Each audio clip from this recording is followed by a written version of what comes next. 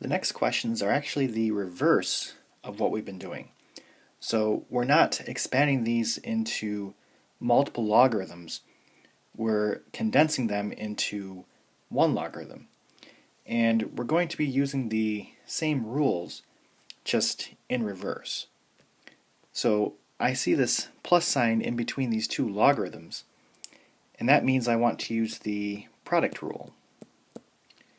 So when it's addition on the outside between two logarithms, that means I can combine them into one logarithm with multiplication.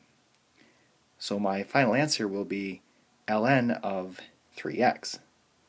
On question 22, I see a subtraction sign in between my two logarithms. So this means I want to use the quotient rule. So when it's subtraction between two logarithms, I'm combining it under one logarithm with division. And we can actually take 405 and divide it by 5.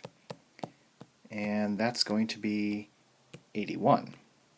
Now we're not done yet, because anytime you get a regular number for the base and for the number on the inside of the logarithm, there's a potential that you can simplify this further. So we need to ask ourselves, 3 raised to what gives you 81? And if you can find a nice number here, then you need to put that. And 3 raised to 4 gives you 81.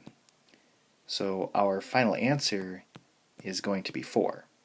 Not log of 4, just 4.